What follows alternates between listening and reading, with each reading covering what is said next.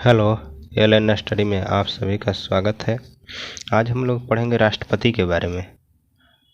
आज राष्ट्रपति के बारे में हम लोग पढ़ेंगे, जो कि देश का एक प्रमुख व्यक्ति होता है। ये जो है भाग 5 में आर्टिकल 52 से 151 तक है। भाग 5 जो है आर्टिकल 52 से 151 तक है। भाग 5 कितने तक है?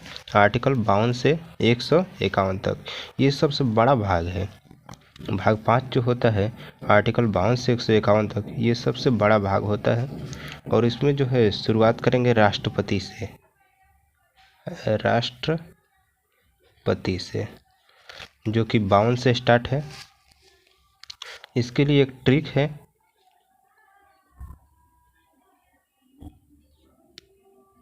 जो कि रकाने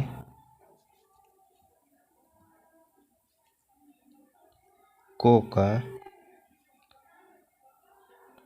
दुइयो दशम। इसको 2-4 बार पढ़िएगा। रकानी कोका दुइयो दशम, रकानी कोका दुइयो दशम, रकानी कोका दुइयो दशम। 2-4 बार पढ़ने के बाद जो है याद हो जाएगा। ये 52 से स्टार्ट है, तो 52, 53, 54, 55, 56, 57, 58, 59, 60, 61। इसमें एक एक करके पढ़ते हैं। रा का मतलब क्या है? काका, नीका, कोका, को काका और दुइयो, इसका मतलब क्या है? रा से जो है इसमें 52 आर्टिकल देखते हैं कि आर्टिकल 52 में जो है राष्ट्रपति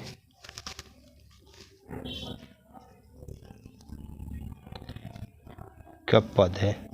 यानी रा का मतलब है कि राष्ट्रपति के बारे में है।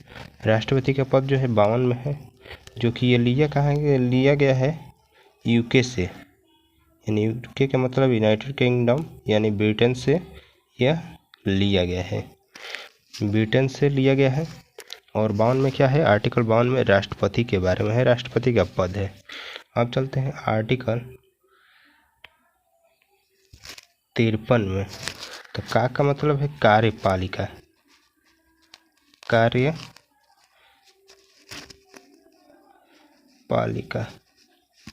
कार्यपालिका। ऐसे तो वास्तविक की जो है कार्यपालिका के हेड जो है प्रधानमंत्री होता है। यानी वास्तविक कहें तो प्रधानमंत्री के ही इशारे पर सब कुछ होता है। लेकिन ऑफिशियली यानी औपचारिक कहें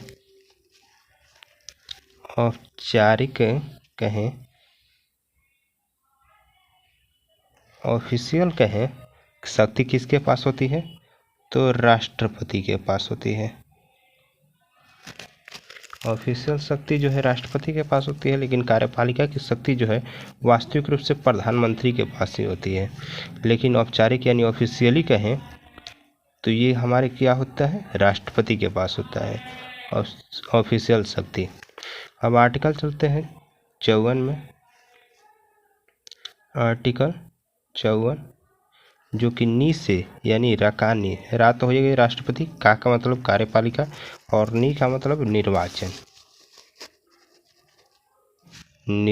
है। निर्वाचन यानी इलेक्शन है। यह निर्वाचन कौन कराता है? तो निर्वाचन आयोग कराएगा। निर्वाचन जो है राष्ट्रपति का निर्वाचन आयोग कराता है। और इसमें कौन भाग लेते हैं? तो निर्वाचन मंडल में जो शामिल होते हैं, निर्वाचन मंडल में जो है शामिल होते हैं कौन कौन? तो देखिए, हमारे देश में जो है, देश में ये संसद है जिसमें 2 पार्ट होते हैं। संसद के जो है 2 पार्ट होते हैं, एक लोकसभा और एक जो होता है राज्यसभा होता है। संसद का यानी संसद एक घर टाइप का है जिसमें 2 कमरा होता है, लोकसभा और राज्यसभा। उसी तरह हमारे राज्य में जो है राज्य मंडल है, राज्य मंडल या विधानमंडल जिसे कह सकते हैं।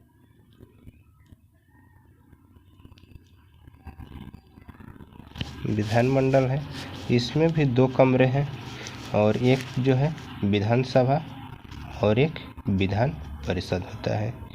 एक जो है विधानसभा और एक विधान परिषद होता है। तो इसमें निर्वाचन मंडल में कौन शामिल होते हैं?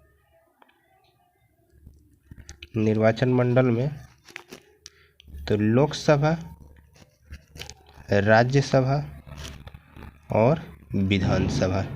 राष्ट्रपति के चुनाव में जो है राष्ट्रपति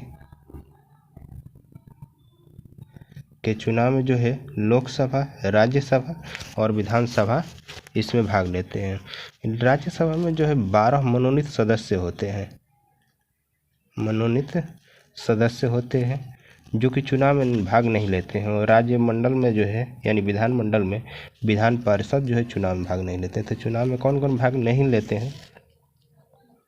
भाग नहीं लेने वाले जो है वो है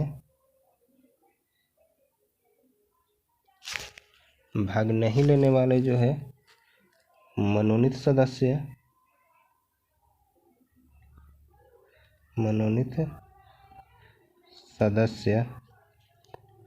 और विधान परिषद।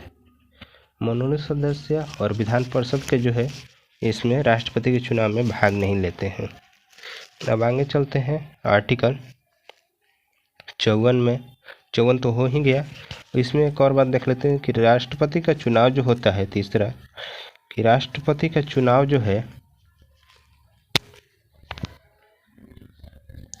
वो अप्रत्यक्ष होता है।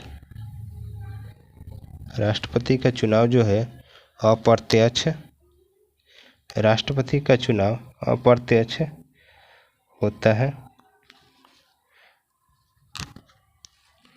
राष्ट्रपति का चुनाव जो है अप्रत्यक्ष होता है। अप्रत्यक्ष कहने का मतलब है, अप्रत्यक्ष कहने का मतलब कि इसमें जो है सीधे जनता द्वारा चुनकर नहीं जाते हैं। इसमें क्या होता है कि एमएलए और एमपी राष्ट्रपति के चुनाव में भाग लेते हैं।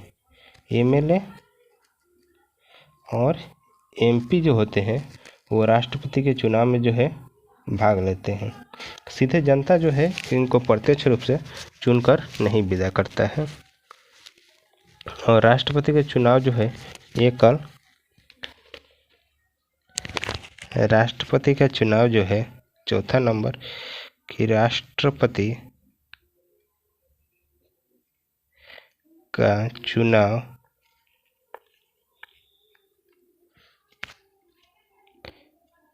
एकल, संक्रमणीय या अनुपातिक प्रणाली द्वारा होता है। यानी राष्ट्रपति का चुनाव जो है एकल, संक्रमणीय या अनुपातिक विधि से होता है। अब चलते हैं आर्टिकल 55 की ओर।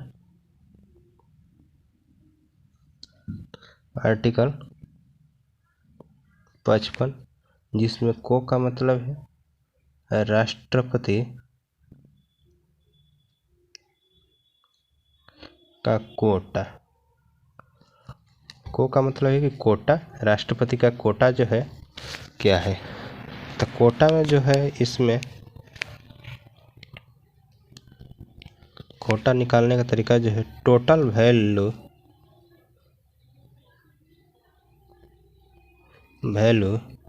बट्टा में उम्मीदवार +1 से भाग देकर +1 जोड़ दिया जाता है। टोटल वैल्यू बट्टा में उम्मीदवार +1 से भाग देकर 1 जोड़ दिया जाता है।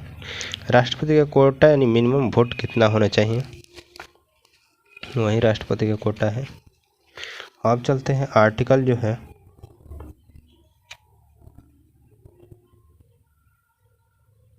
आर्टिकल 56 में का मतलब है कार्यकाल। कार्यकाल यानी कार्यकाल कितना होता है राष्ट्रपति का, तो 5 ईयर होता है। राष्ट्रपति का कार्यकाल जो है 5 ईयर का होता है।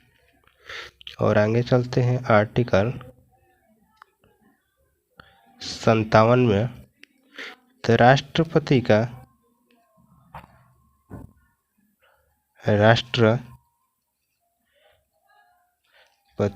का दोबारा निर्वाचन, यानी राष्ट्रपति का जो है दोबारा निर्वाचन, इसमें अभी तक एकमात्र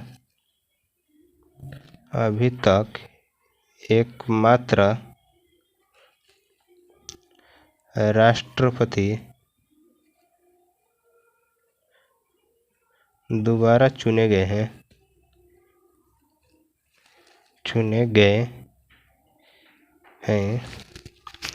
जो कि डॉक्टर राजेंद्र प्रसाद थे।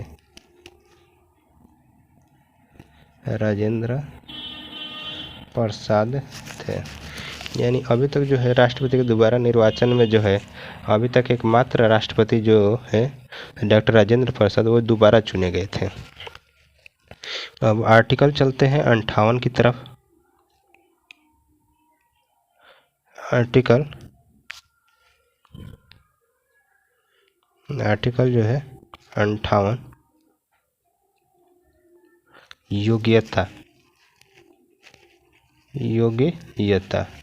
योग्यता कहने का मतलब है कि राष्ट्रपति के चुनाव में भाग लेने के लिए क्या क्या योग्यता होनी चाहिए। तो योग्यता में देख लेते हैं राष्ट्रपति के चुनाव में भाग लेने के लिए क्या क्या योग्यता होनी चाहिए।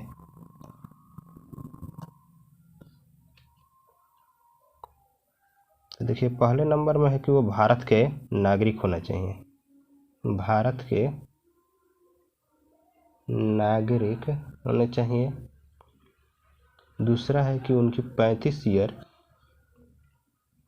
आयु होनी चाहिए, 35 ईयर की आयु होनी चाहिए। और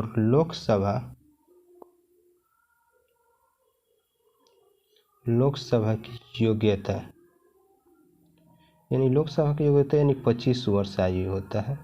लोकसभा के चुनाव लड़ने के लिए जो है 25 वर्ष आयु होना चाहिए, यानी 35 वर्ष जब आयु होगा तो ये लोकसभा की योग्यता तो हो ही जाएगा। और चौथा जो है 50 प्रस्तावक और 50 अनुमोदक जो कि लिखित रूप से होने चाहिए।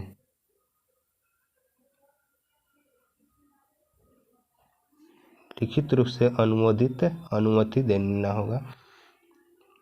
राष्ट्रपति के चुनाव में जो है 50 प्रस्तावक और 50 अनुमोदक होते हैं। और पांचवा जो है जमानत के तौर पे 15,000 रखना पड़ता है।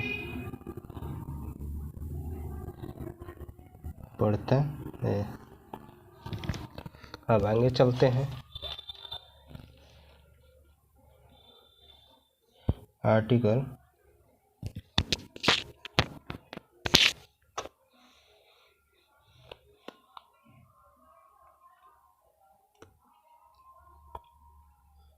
59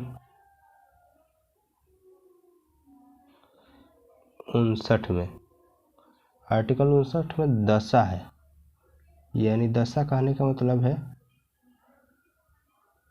कंडीशन, यानी क्या क्या नहीं होना चाहिए। दशा का योग्यता कहने का मतलब है कि क्या क्या होना चाहिए, और दशा कहने का मतलब है क्या क्या नहीं होना चाहिए। तो इसमें नहीं होने वाला में है कि वो पागल नहीं होने चाहिए, और दूसरा है कि दिवालिया नहीं होना चाहिए। दिवालिया कहने का मतलब है कि वो कंगाल यानी कर्जदार नहीं होना चाहिए। और तीसरा जो है संसद के, यानी संसद का मतलब कि लोकसभा और राज्यसभा या विधानमंडल, यानी विधानसभा और विधान परिषद, संसद के और विधानमंडल का सदस्य नहीं होना चाहिए, किसी का भी सदस्य नहीं होना चाहिए। और चौथा जो है लाभ का पद, यानी लाभ के पद है, यानी लाभ के पद कहने का मतलब कि सरकारी कर्मचारी नहीं होना चाहिए। तो आगे चलते हैं, यानी दशा कहने का मतलब कंडीशन है, पागल नहीं होना चाहिए, दिवालिया नहीं होना चाहिए, संसद और विधानमंडल का सदस्य नहीं होना चाहिए और लाभ के पद पर नहीं होना चाहिए। लेकिन योग्यता में है कि योग्यता कहने का अर्थ है कि योग्यता होनी चाहिए, भारत के नागरिक होना चाहिए, 35 ईयर आयु होना चाहिए, 50 प्रस्तावक और 50 अनुमोदक होना चाहिए और जमानत के तौर पर 15,000 रुपये राशि रखना पड़ता है। आर्टिकल 60, आर्टिकल 60 जो है शपथ से है, शपथ, ओथ जिसे कहते हैं, शपथ यानी राष्ट्रपति का शपथ है।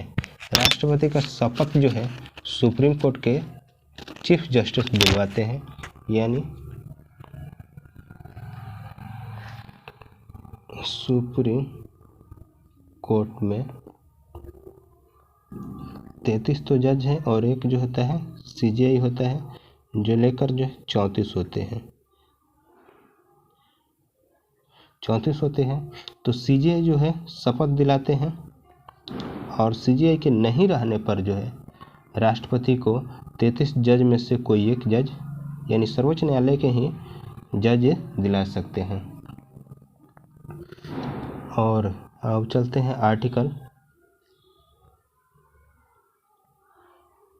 61 में, जो कि 61 जो है महाभियोग से संबंधित है,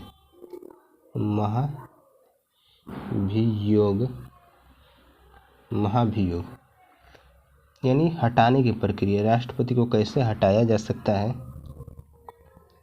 उसी को महाभियोग कहते हैं। तो महाभियोग में जो है शामिल होते हैं लोकसभा, राज्यसभा और 12 मनोनीत सदस्य,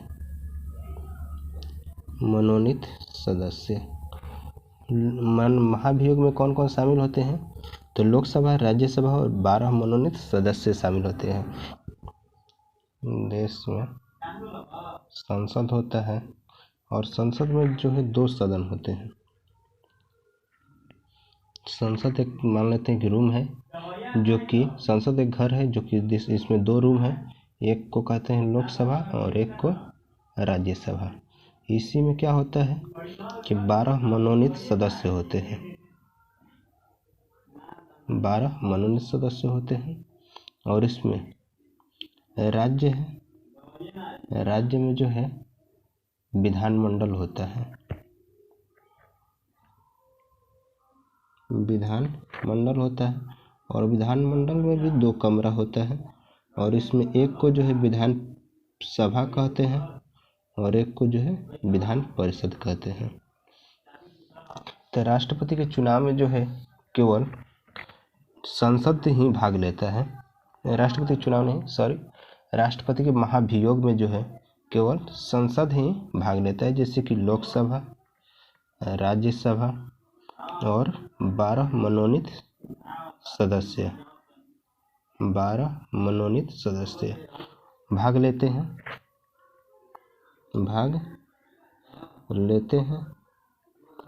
और ये जो है विधानसभा, विधान परिषद ये भाग नहीं लेते हैं,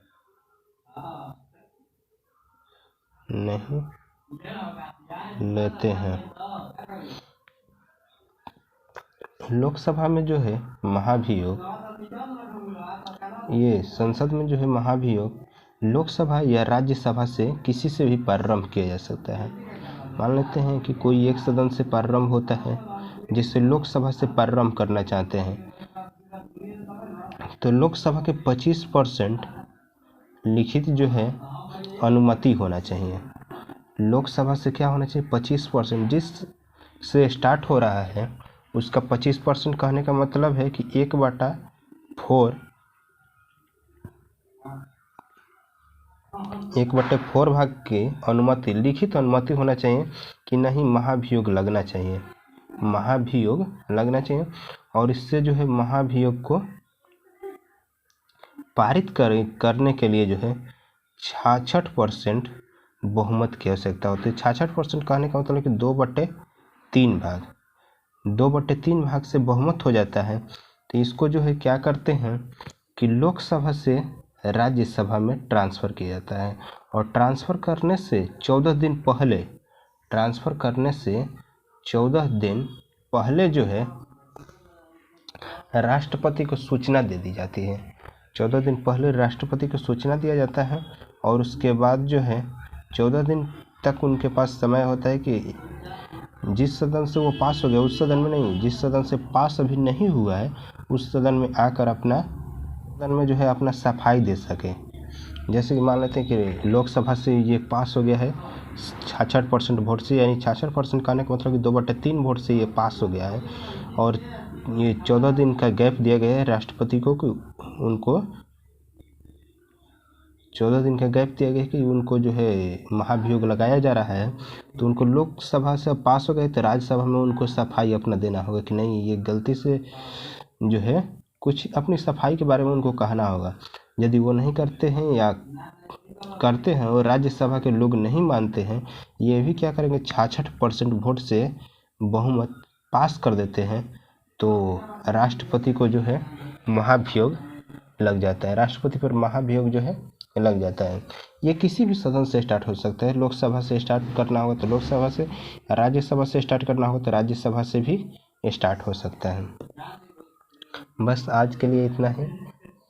और आप लोग को जितना आज ट्रिक था 61 तक, 52 से 61 तक, तो 52 से 61 तक कंप्लीट करा दिया गया है। और यदि वीडियो अच्छा लगा हो तो आप लोग शेयर और सब्सक्राइब ज़रूर कीजिएगा और बेल आइकन दबा दीजिएगा। थैंक्स।